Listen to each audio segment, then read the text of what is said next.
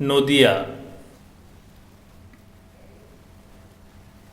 নদিয়ার স্থানগুলি আমার প্রত্যক্ষ সন্ধান সীমানার বহির্ভূত, কারণ তার সবগুলি ভাগীরথীর পূর্ব তীরবর্তী।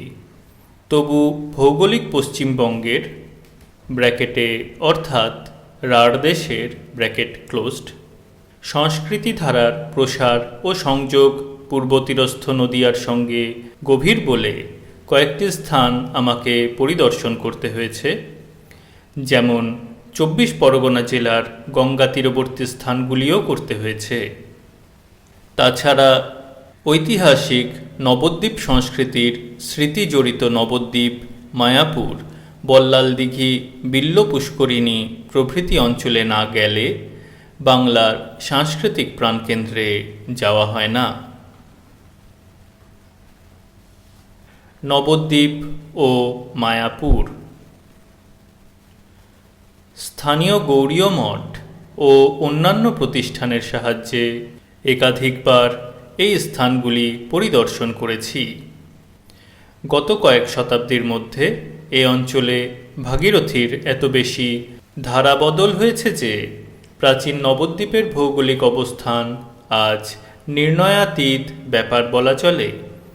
এ সম্বন্ধে দেওয়ান কার্তিকেয় চন্দ্র রায় যা লিখেছেন তা প্রণিধানযোগ্য। এক নম্বর ফুটনোট, ক্ষিতীশ বংশাবলী চরিত ব্র্যাকেটে সংবৎ ১৯৩২ ব্র্যাকেট ক্লোজড ৫৩-৫৪ পৃষ্ঠা। আবার টেক্সটে ফিরে আসছি। ইনভার্টেড কমার মধ্যে, বঙ্গেশ্বরের রাজত্বকালে নবদ্বীপের যে স্থানে নগর ছিল সে স্থান ভাগীরথী স্রোতে বিলুপ্ত হইয়া গিয়াছে। পূর্বে নবদ্বীপের পশ্চিম ও দক্ষিণে ভাগীরথী ও পূর্ব দিকে খড়িয়া নদী ছিল। এই উভয় স্রোতস্বতী নবদ্বীপের ২ ক্রোশ দক্ষিণ গোয়ালপাড়া গ্রামের নিকট মিলিত হয়। তৎকালে ওই সন্ধিস্থানকে ত্রিমোহনী বলিত। নবদ্বীপের উত্তরে বিল্ল পুষ্করিণী ও যে স্থান বল্লাল দিঘি বলিয়া খ্যাত হইয়াছে সেই স্থান ছিল। পরে জাহ্নবী নবদ্বীপের উত্তর পশ্চিমাংশে যে স্থানে দক্ষিণমুখী হইয়াছিলেন সে স্থান হইতে পূর্বাশ্বা হইয়া নবদ্বীপের উত্তরাংশ ভগ্ন করত বল্লাল দিঘির দক্ষিণে খড়িয়া নদীর সহিত মিলিত হইয়া দক্ষিণ বাহিনী হন। ইদানিং নগরের উত্তরে যে স্থানে সুরধুনী প্রবাহিতা আছেন সে স্থান হইতে ওই প্রবাহ তৎকালে প্রায় ২ ক্রোশ দূরবর্তী ছিল।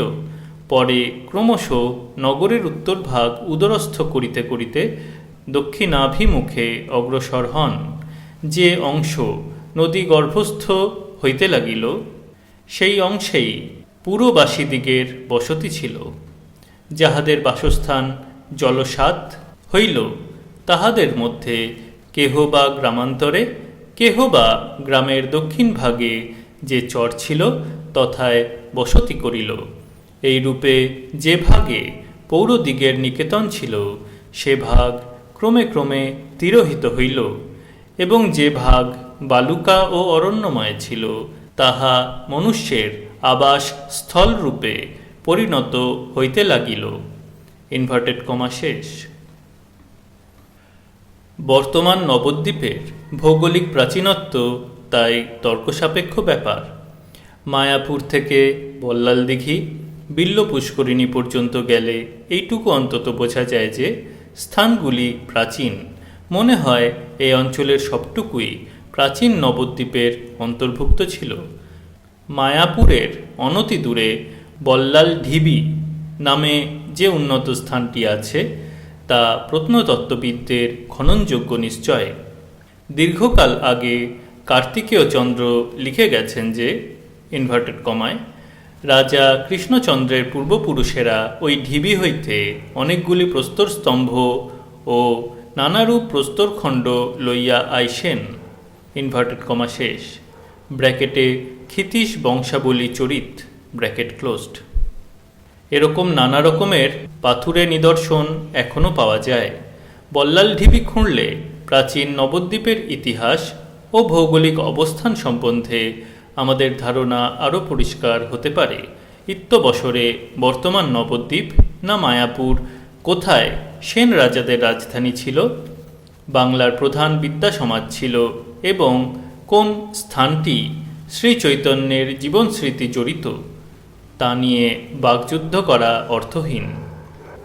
রাজধানীর কেন্দ্রস্থলটি অনাবিষ্কৃত ও অনির্ণিত থাকলেও এ অঞ্চলের সবটুকুই যখন নবদ্বীপ বলে কথিত ছিল, তখন বাংলার শাস্ত্রীয় পাণ্ডিত্যের গৌরব এবং শ্রীচৈতন্যের প্রবর্তিত বৈষ্ণব সংস্কৃতির ঐতিহ্য গৌরব সকলেই সমানভাবে বোধ করতে পারেন। নবদ্বীপ বিদ্যা সমাজভুক্ত বিল্ল পুষ্করিণী, কুশদ্বীপ, চাকদহ, কাঞ্চনপল্লী ব্র্যাকেটে কাঁচরাপাড়া ব্র্যাকেট ক্লোজড ইত্যাদি স্থানের পণ্ডিতদের ইতিহাস সম্প্রতি সবিস্তারে লেখা হয়েছে। এক নম্বর ফুটনোট, শ্রী দীনেশচন্দ্র ভট্টাচার্য, বাঙালির সারস্বত অবদান, প্রথম ভাগ। আবার টেক্সটে ফিরে আসছি, এখানে তার পুনরাবৃত্তি করার প্রয়োজন নেই। 24 পরগনার হালিশহর ছাড়ালেই কাঞ্চনপল্লী ব্র্যাকেটে কাঁচরাপাড়া ব্র্যাকেট ক্লোজড, ফুলিয়া, শান্তিপুর, নবদ্বীপ প্রভৃতি গঙ্গা তীরবর্তী সব স্থানই প্রায় বৈষ্ণবদের তীর্থস্থান এবং শ্রীচৈতন্য ও তাঁর পার্শ্বদের জীবনস্মৃতি মণ্ডিত। কাঞ্চনপল্লী সেন শিবানন্দের শ্রীপাঠ। শ্রীচৈতন্য শিবানন্দের গৃহে গিয়েছিলেন। 2 নম্বর ফুটনোট, শ্রী সতীশচন্দ্র দে, গৌরাঙ্গদেব ও কাঞ্চনপল্লী ব্র্যাকেটে 1934 ব্র্যাকেট ক্লোজড আঞ্চলিক ইতিহাসের একখানি ভালো বই। আবার টেক্সটে ফিরে আসছি, সেন শিবানন্দের প্রতিষ্ঠিত শ্রীকৃষ্ণরায় বিগ্রহ নিত্য পূজিত হয়। কৃষ্ণরায়ের মন্দিরটিও বাংলা দেবালয়ের স্থাপত্যের দিক থেকে উল্লেখযোগ্য। মধ্যযুগ ও আধুনিক যুগের সন্ধিক্ষণের কবি ঈশ্বরগুপ্ত কাঞ্চনপল্লীবাসী ছিলেন। কাঁচরাপাড়ার কয়েক মাইল দূরে কর্তাভজা সম্প্রদায়ের প্রধান কেন্দ্র ঘোষপাড়া। কর্তাভজারা বলেন যে আউলচাঁদ তাদের ধর্মের আদিগুরু এবং তিনি চৈতন্যদেবের অবতার। আউলচাঁদ ফকির বেশে ঘোলা দুবলি, উলা ব্র্যাকেটে বীরনগর ব্র্যাকেট ক্লোজড প্রভৃতি গ্রাম ঘুরে বেজরা গ্রামে এসে 22 জনকে দীক্ষা দেন। এই 22 জন শিষ্যের মধ্যে সদগোপ জাতীয় ঘোষপাড়ার অধিবাসী রামশরণ পাল এবং কাঁচরাপাড়াবাসী গোপ জাতীয় কানাই ঘোষের নাম বিখ্যাত। আউলচাঁদ দোয়া গরু, সঙ্গে 22 ফকির, বাছুর তার। এই হলো প্রচলিত কথা। কর্তাভজাদের জাত বিচার নেই, মুসলমানরা পর্যন্ত এই ধর্মে দীক্ষিত হতে পারেন। কবি কৃত্তিবাসের জন্মস্থান ফুলিয়া ও হরিদাস ঠাকুরের সাধনপীঠ বলে বিখ্যাত। শান্তিপুর অদ্বৈত আচার্যের কর্মস্থান ও তাঁর বংশধরদের বাসভূমি। চাকদহ পালপাড়ার চারচালা ইটের বাংলা মন্দিরটি প্রাচীন। এই ধরনের ইটের মন্দির বাংলাদেশে এখন নেই বললেই হয়। গড়নের দিক থেকে মন্দিরটি বিশেষ উল্লেখযোগ্য। এককালে পালপাড়া ও শান্তিপুরের বিদ্যাসমাজের খ্যাতি ছিল নবদ্বীপ তুল্য। শান্তিপুরের সর্বানন্দী, বল্লভী, নপাড়ি, চৈতল, শোভাকর, কাশ্যপ ভট্টাচার্য প্রভৃতি বংশে বহু বিখ্যাত পণ্ডিত জন্মেছেন। তাঁদের সংখ্যা কয়েক শত হবে। নদিয়ার বৈষ্ণব ও শাক্ত ধর্ম। শ্রীচৈতন্য ও তাঁর সহচরদের প্রত্যক্ষ প্রভাবের ফলে নদিয়ার এই অঞ্চলে বৈষ্ণব ধর্মের প্রাধান্য প্রতিষ্ঠিত হওয়াই স্বাভাবিক। কিন্তু প্রাধান্য বলতে যদি লোকসমাজে ব্যাপক প্রসার ও প্রভাব বোঝায়, তাহলে বৈষ্ণব ধর্মের প্রাধান্য সম্বন্ধে তর্ক করা যেতে পারে। চৈতন্য চরিতকার যে শ্রেণীর ধর্মাচারীদের পাষণ্ড বলেছেন, নদিয়ার এ অঞ্চলে তাদের ব্যাপক প্রতিপত্তি আজও দেখা যায়। এ প্রতিপত্তি সাম্প্রতিক কালের নয়, দীর্ঘকাল ধরেই তন্ত্র ও শাক্ত আচারের ধারা এখানে অব্যাহত রয়েছে। উলা বীরনগরের বিখ্যাত উলাই চণ্ডীর বিশেষ উৎসব হয় বৈশাখী বুদ্ধ পূর্ণিমায়। হারি জাতির লোকে প্রথম পূজা দেয়, পূজায় শুয়োর বলি হয়। বল্লাল দিঘি বেলপুকুর অঞ্চলের গোপরা আজও দলে দলে পূর্বস্থলীর অধীন জামালপুরের ব্র্যাকেটে পশ্চিম তীরে বর্ধমানে ব্র্যাকেট ক্লোজড বুড়ো রাজের উৎসবে যোগদান করতে যায়। এছাড়া অন্যান্য শাক্ত পূজার নিদর্শনও যথেষ্ট আছে, কিন্তু তার মধ্যে এই চণ্ডী ও ধর্মপূজারীদের কথাই বিশেষ উল্লেখযোগ্য। নবদ্বীপ তান্ত্রিক পণ্ডিতদের প্রধান কেন্দ্র। শাক্ত উৎসবের সমারোহ সেখানে খুব বেশি। পণ্ডিতেরা শ্রীচৈতন্যের ধর্মপ্রচার খুব সুনজরে দেখতেন না। তার উপর নবদ্বীপের রাজারাও ব্র্যাকেটে কৃষ্ণনগরের ব্র্যাকেট ক্লোজড বৈষ্ণব ধর্মানুরাগী ছিলেন না। ক্ষিতীশ বংশাবলী চরিতকার লিখেছেন এক নম্বর ফুটনোট, ক্ষিতীশ বংশাবলী চরিত ব্র্যাকেটে সংবৎ 1932 ব্র্যাকেট ক্লোজড 56 ও 64 পৃষ্ঠা। আবার টেক্সটে ফিরে আসছি।